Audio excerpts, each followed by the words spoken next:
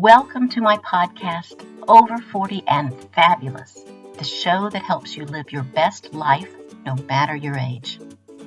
I'm Robin Thomas, lifestyle and wellness expert and a community leader in holistic health. I'm the founder of Living Well Connections, a healthy living community that supports, educates, and empowers us all to make healthy decisions toward a more balanced and fulfilling life. I have a background in medical research, and I love exploring the interplay of our physical, mental, and spiritual selves. This weekly show is your haven for real talk, science-based solutions, and inspiration from women who get it. Hello, fabulous friends. Welcome to episode 3 of Over 40 and Fabulous. I'm so glad you're here. Last week, we explored ways to become happier and more positive by training our brain. Because even as we age, it is possible to train your brain to become happier and more positive due to our brain's natural ability to respond to habitual behaviors. Now, today we have a special guest. Gail Jones is a transition and worthiness coach, author, and teacher who has been leading clients through transformation for more than 20 years. Gail trained with world-renowned neuroscientists in guiding clients to rewire the brain for new levels of personal and professional success. She's the author of 2 books, Cancer as a Love Story, Developing the Mindset for Living, and To Hell and Back, Healing Your Way Through Transition. She's also an executive contributor for Brains Magazine, and her most recent article is titled The Wisdom of Age. Welcome, Gail. I'm so thrilled to have you here. Robin, I'm so excited to be here, especially talking about the wisdom of age. It has such negative connotations to aging. And it's interesting, you said I've been a coach for, over 20 years, and I've coached people from ages 18 to 75 and up. And it's really significant what's happening with second half of life in coaching and what I'm seeing with people and in the world today. There's so much to contribute second half of life. It's a new beginning. It's not an ending. I like that thrills me because I really truly believe that when I turned 40, and I'm now much older than that, but when I turned 40, I felt like life was over, and there was lots of challenges happening in my life, but I realized with just in a few years that, hey, that's not right. Life is just beginning.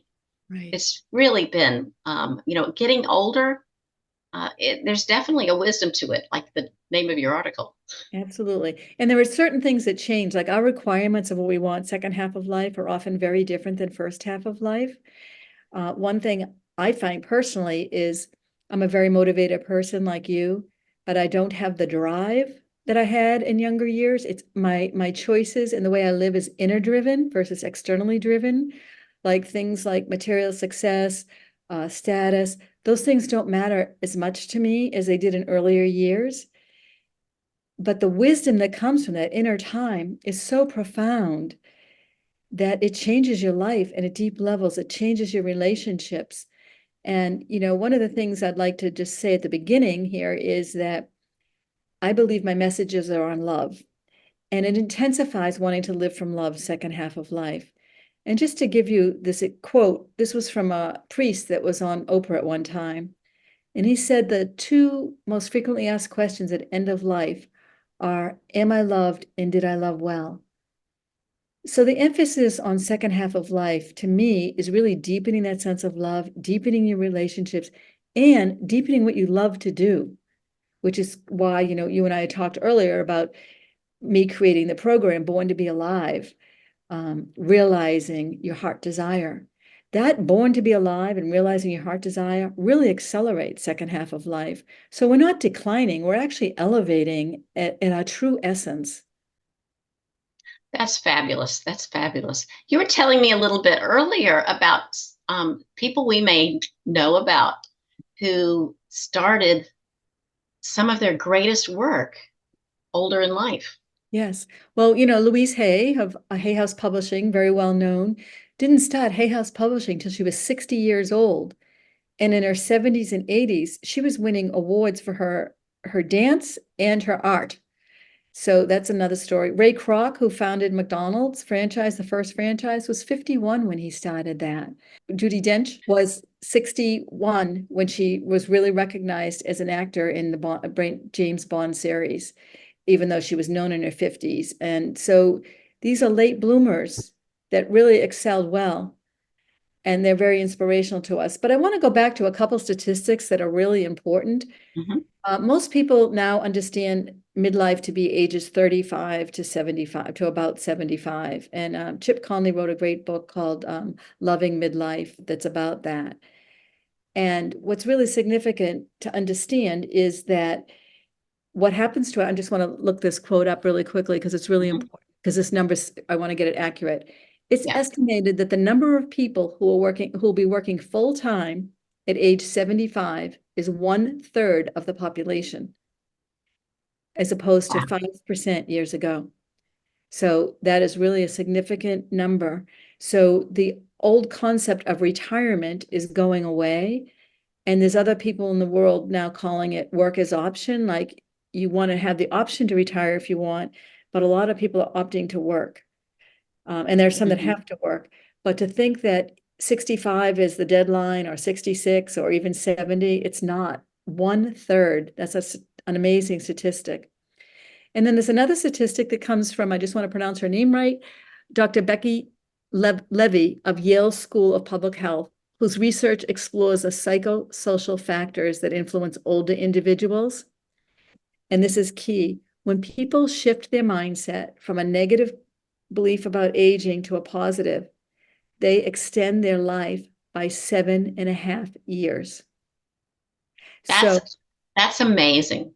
That's absolutely amazing. They're spending their life, and as I would see that they're filling their life with much greater joy. right, So a much happier life too. right. And what we know now from research, the science research, which I know you love, Robin, is that one of the ways we shift from negative to positive is to have deeper, richer connections. And we all have to focus right now on second half of life, or midlife, what you call it, on building a community, building a tribe. But building a tribe that other people that are going through the aging process, so you have like-minded others.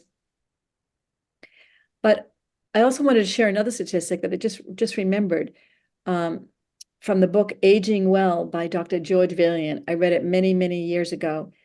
And in that book, he interviewed, he was a Harvard psychiatrist. He interviewed students ages 18 to elder years. He did a long study, and he was trying to determine what gives somebody a quality second half of life. And was it the kid that went to Harvard on the silver spoon? Was it, and he compared it to the person who grew up in the Bronx. And one of the leading factors to having a quality second half of life is if you had a sense of community. So, and that community could be, as you get older and people in your circle die, that your community might now include younger people. Your neighbor might be a young person just starting out. So deepen your circle with people that are going through what you're going through at your age, but also expand your circle with finding people that replace in a different way the people who we've lost. I think expanding our community in true ways, in authentic ways, is so very important. You made me think of my mother, who just had her 98th birthday. Wow. And she has gone through, and when you've lived 98 years, you've gone through times of struggle. You've gone through times of losing friends, for one way or the other. But she's always been a doer and going into circles of people that are looking at topics she's interested in, Right. and making friends that way of all ages. So Right. even at 98, I know she's lost a lot of her college friends. She's lost a lot of, the friends from her youth, but she still has loads of friends. That's awesome. It's a very, And they share, they just share great information, and they share talents, and right, it's a wonderful thing to see. right. I want to share a couple other statistics about the workplace for the Mhm. those of us that are over 35. Um, that's really important. This is from an article. I actually cited it in my article in Brains Magazine that you referred to, but this comes from Columbia University's public health page site. So these are the top 10 advantages of hiring quote unquote older workers. Mhm. They are number one, they are skilled and experienced. Two, they stay in jobs longer and take fewer days off. Three, they have a strong work ethic. Four, they retain a knowledge and networks, which we've talked about. Five, the perceived technology gap, which does exist, can be overcome. Six, older workers prove that the best teams are multi-generational. Seven, older workers play a critical role in training the next generation. Eight, they provide customers with consistency and personal attention. Nine, older workers attract more business. And 10, older workers are part of the business brand. So I thought that was very exciting to hear. And I know being one of those older workers myself and having young adults that are very tech savvy, 10 times more tech savvy than I am, sometimes I had felt inadequate compared to their technology knowledge. Like we didn't grow up with computers and, it wasn't second nature to us. But I think it's really important when we work with younger people, and I've mentored a lot of them in different ways, both as a coach, but in environments where I've been brought in as a consultant. I value that they're much quicker and faster at some of the technology. Like I really value them that they can do that much faster. But a lot of younger people haven't been through life curveballs that give us a depth of wisdom to withstand a lot of storms. I've been through breast cancer. I've been through death of both parents. I've been through divorce. A lot of us have been through a lot of things by this point in life. You've been through a lot of caregiving challenges. That kind of wisdom isn't what you go to school. You don't get it in school. You don't get it with degrees. You don't get it at jobs. So I love when I work with younger people that I can value them, but also share a little bit of wisdom that they can't possibly have at their age. They haven't been jolted enough. They haven't had to suck it up. They haven't had to move through some really challenging times. I mean, I know a lot of people have had difficult childhoods. I mean, I coach a lot of those people, but to really have had a life curveball that alters you and to have to reinvent yourself from that, like I did from Mhm. breast cancer and you've had to through caregiving, brings a depth. I call it a spiritual wisdom that is more important than just having technical skills. Oh, that's beautiful. That's beautiful.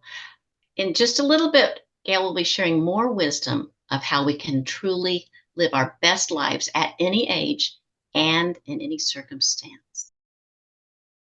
Hello, fantastic friends. This is Robin Thomas, and I'm interrupting this episode to share a wonderful guide I've written to help myself and others get started with any health transformation, called 5 Ways to Get Started with Healthy Habits Without Getting Overwhelmed. This free guide leads you through 5 small steps that will allow you to ease into healthy habits until they become a natural part of your life. It's wonderful if you're just not quite sure how to get started. As you feel better, you'll become comfortable with your healthy habits and begin an upward spiral momentum of wellness. As a bonus, you'll be invited to join my healthy living community on Facebook, Living Well Connections, where you will find more information and heart-centered support for living your best life. To get this helpful guide, go to robinthomas.biz/community-support, and I'll put in the show notes too. Drop in your email and it'll arrive straight in your inbox. Now, let's get back to the podcast. Welcome back to our podcast with Coach Gail Jones. One of the things I really love about you, Gail, is how you bring love into the picture all the time. Tell us more about your passion about bringing love into the picture of our lives, especially in this second half of our life. Well, like I said earlier, that one of the key things at end of life questions is, did I love well and am I loved? But I think our job at second half of life is to really deepen our love for ourselves so we can extend it into the world in service. When we do our healing journeys and we become, we practice self-love and all those things we talk about, we don't just do it for ourselves. It's great to have a greater sense of wholeness because you've done that work. And, I know a lot of the people I work with and myself have done a lot of inner work, but we didn't do it just for ourselves. We did it to serve, so I want to bring it to Dr. David Hawkins, who wrote the book Power versus Now that a lot of people know about, but it was very popular years ago. But he says that there are a lot of stages of consciousness, 0 to 1,000. Most people are at 250 or below, and it could even be higher through the pandemic, but which is fear, anger, worry, doubt. 500 is love consciousness, when you reach a state of love consciousness, and it can be tested through muscle testing and many other ways. He's scientifically proven when he can see somebody at 500. One person at 500 of love consciousness can impact 750,000 people. So that's really significant. So I love teaching groups, and even you and I together, we're raising the vibe because we're having this conversation versus one of us just talking, right? So in groups, my goal has always been to try to bring the group up to 500 love That's consciousness. wonderful. So you can feel that energy too. You can feel that energy. I can feel that. When I've gone to any of your workshops, I feel that rise. Oh, thank you, Robin. I do. Yeah, and I think that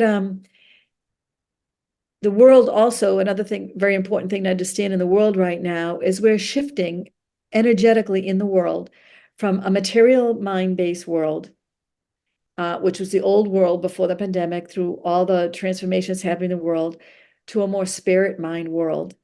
And in the spirit mind world, it's a different discipline than doing and achieving and making things happen. It's living from our true essence. And our true essence doesn't get attached to a lot of the ego demands. So for example, when you're in the material mind world, you're on a seesaw. Things are good, things are bad. When you're living from more spiritual, love-based consciousness, you challenge yourself to go back to the middle of the seesaw, to get calm inside before you react. And when you can train yourself to get calm inside before you react, to touch base with your inner essence, you will be love. You'll be love in relationships because you're not coming at a reactionary state. And I think that's the most powerful work we can be doing right now, is centering within in the love we are. And, earlier life years, I look at my 20s and 30s, and I'm sure you too, Robin, I was raising children, and then I took elder care of both parents. So I didn't have the time or the motivation to do all that centering within. And now it's part of my day. It's like if I miss meditation, it's like missing a meal. It's part of how I want to be with people. I want to come to them grounded. I want to come to them present. And when I'm not, and I'm triggered, which you have witnessed with some of the challenges I had this week with some construction around me, I waited till I got centered to even do this interview. Like, it's learning to make that a priority so that you come to situations with love. That's wonderful. And I have experienced that too. I have a son who is triggered very easily, but I have learned to bring myself, the quicker I can bring myself to that state of calm, the better the whole entire relationship works. Right. But the other thing is, it's taken practice. So this is not something you just decide to do and poof, that day you're great at it. Right. So this is something that it's just a daily practice, and the meditation is going to help that. right. But even just the practice in the situation, Right. be kind to yourself. Right. If you're not feeling calm immediately, Right. but you will, and it actually gets easier Right. as But I time would goes say, on, as you Mhm. continue to practice. Yes, and it is practice and it is a discipline. So here's a fun exercise to practice in the world, because we all learn pretty much how to be giving it more to ourselves.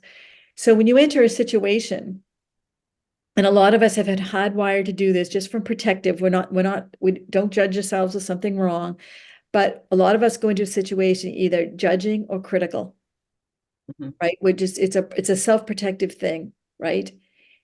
And you could say, "I'll go in open-hearted." Well, it's easier said than done a lot, right? So if you can Right. decide, and I know even in just training somebody new recently, in a consulting situation, and there was a lot of resistance, for me coming in and doing the consulting. And instead of going in with judgment or criticism of this person, understanding that this person was a little threatened, even though I was there to help, but I made it my mantra to go in with love and acceptance, love and acceptance. And when I went in with love and acceptance, this person softened. It wasn't, I didn't articulate it. I just claimed it within, like, I'm going to let any of my judgment and any of my criticism go to the back seat, and I'm going to come in with love and acceptance. And so going back to the second part of life, the first part of life, we're doing a lot of doing, caretaking, raising kids, managing parents. Second half of life, we have more time to do this conscious work of really approaching things with love and acceptance. And that changes not only you, your inner circle, but it changes the world. And the world needs that so much right now. Oh, thank you so much. Thank you so much for talking with me today. I just love it. Um, you bring such value to me every day, and you bring so much value to others. I would love for you to share a little bit about what you have. You have workshops you offer, Mhm. on how we can best reach you. I mean, what is the best way to be able to talk to Coach Gail Jones? Okay, you can email me at gailjones@claimyourworthiness.com. I'm also on Instagram and Facebook at Coach Gail Jones. I'm on LinkedIn at Gail Kernan Jones. Um, so I mostly do one-on-one coaching packages, 6 months and 4 months and 6 months. But I have a new program that's going to be ongoing. You can sign up as you go along, called Born to Be Alive, which talked about earlier. Yes. Born to Be Alive, um, living your heart desire, energizing Oh, that wonderful. desire. And Born to Be Alive again is coming. Like, I know a lot of clients I've worked with over 23 years. We've cleared a lot of the limiting beliefs. We've done that basic worthiness platform that I'm Mhm. known for. That's my proprietary program called the Worthy Code, which, if you haven't done the worthiness piece, that's really essential. But Born to Be Alive is really coming into the new world in your essence, and it's a 4-month program, but I can't continually offer it. Right, right. That's wonderful. Well, we'll put information about that in the show notes, Okay. and people will be able to learn more there and click on. And we'll also put all your contact information in there so they Thank can you, reach out. Robin. Thank you. Yes, And I just love being on your show because you've always, from the day I met you, you are a heart-centered person and you have such joy and such appreciation for people. And also, what I also love about you and your work is it's science-based. yes. And that's really significant because there's so much information out there about rewiring and doing things new. But the work I do is evidence-based, and same with you. And I think that's really important. The world is coming to. I love it. The science is being lifted, and the energy and the heart centered. And I really believe that we support each other. Yes. Yeah. Yes, we do. Thank you so much for joining me at my Over 40 and Fabulous podcast. Please let me know if you have any questions about this episode. I will publish new episodes at noon Eastern on Saturdays, so you can listen and watch at your convenience. If this podcast has been helpful for you, please share it on your favorite social media platform or share directly with your fantastic friends. Bye for now, and I'll see you in the next episode.